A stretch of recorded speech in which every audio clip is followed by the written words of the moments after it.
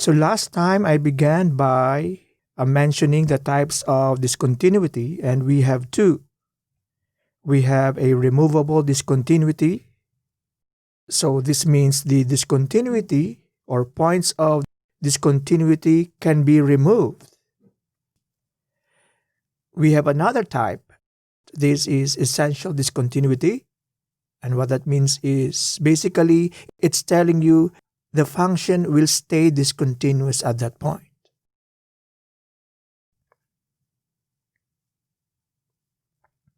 So a function has a removable discontinuity at a point x is equal to a when f of a exists, or maybe f of a does not exist. So it's telling you it doesn't matter really if the function is defined when x is equal to a, because what matters is the limit of the function as x approaches a exists. But the problem is it is not equal to f of a, or maybe because f of a does not exist. If the limit exists as x approaches a, and it is not equal to f of a, or f of a may not exist, then what you have there is a removable discontinuity. Example 1.36, removing a removable discontinuity. Consider the function defined by this. Find all its discontinuities and redefine the function if the discontinuity is removable. So this is not the first time you are seeing this function. Okay, we spoke about this when we were talking about the limit of sine of x over x as x approaches 0. Well, right away you can tell that the function is discontinuous when x is equal to 0 because f of 0 does not exist. So f of 0 is equal to sine of 0 divided by 0, and this is undefined.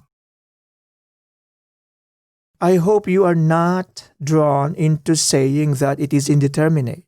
No, it's not. The indeterminate thing will come when we are evaluating the limit of functions. Okay? When we are evaluating the limit of functions, that is where, or that is when, the indeterminate thing might arise. But when we are evaluating the function straight when x is equal to 0, and sine of 0 divided by 0 is undefined, and so it is just undefined. Okay? So right away we know now that one point of discontinuity, and the only point of discontinuity is when x is equal to 0. But there is something special about sine of x over x. And this is one of the theorems that we spoke about in our topic for limits. The limit of sine of x over x as x approaches 0 is actually equal to 1. When you first evaluate the limit of this function when x is equal to 0, we discover that it is an indeterminate form. But I show to you, by showing to you the graph and by producing the table of values, I was able to show to you that the limit of this function as x approaches 0 is in fact equal to 1. And so what we have here is a removable discontinuity because the limit exists as x approaches 0 and it is equal to 1. But the problem is it is not equal to f of 0. So how do we remove the point of discontinuity? We must define a new function, but not entirely different from this function. So this is how we shall redefine our function. G of x, when x is not equal to 0, is just equal to sine of x over x. But when it is equal to 0, g of x is equal to 1.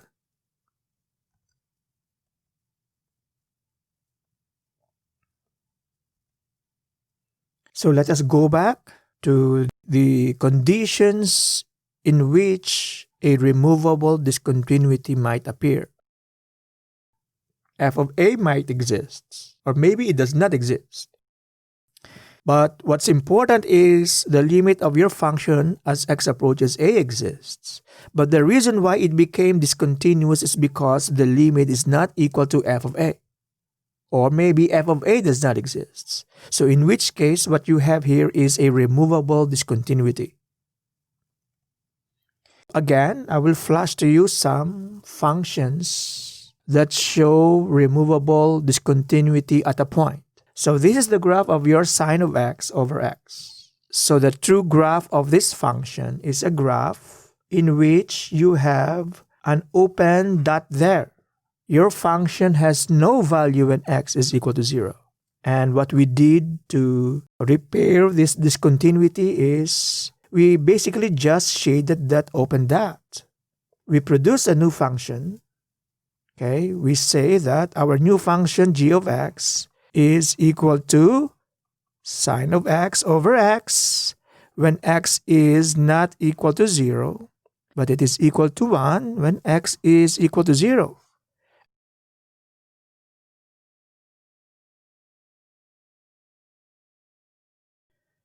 Another function that shows a discontinuity at a point and a removable discontinuity. So clearly, f of 0 does not exist. But the limit of your function as x approaches 0 exists and it is equal to 0. And again, I wish to remind you that to establish the limit of a function as x approaches a, you must approach a. In this case, it's 0 from the right and from the left. And when they are equal, when the one-sided limits are equal, then the function is, or the limit of the function as x approaches a exists. So this one has a removable discontinuity. And so how do we redefine this function? How do we remove the discontinuity? Well, we will just say that g of x now is equal to x squared if x is greater than or equal to 0. Okay, look at that. We now have a value for the function when x is equal to 0. And it is equal to negative x if x is less than 0.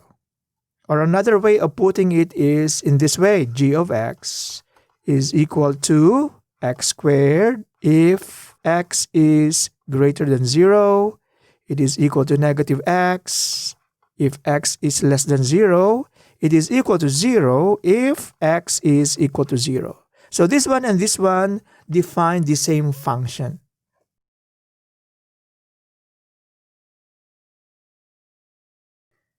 So this one is again a graph of a function that shows a removable discontinuity when x is equal to 1. So why removable?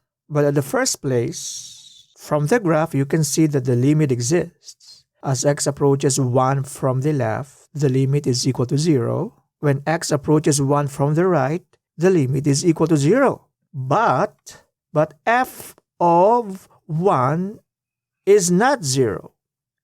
F of 1 is equal to negative 1. Okay? So that is how you interpret that hanging dot. When x is equal to 1, the value of your function is equal to negative 1. What you have here is a removable discontinuity because the limit of f of x as x approaches 1 is not equal to f of 1. Now, how do we redefine this? So what do we do? To remove this discontinuity, we must make it continuous when x is equal to 1.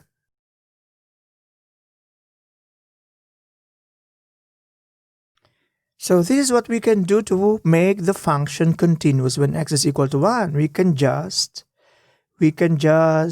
erase this point and shade that open dot. In which case, our new function now is this. G of x is equal to the quantity x minus 1 squared.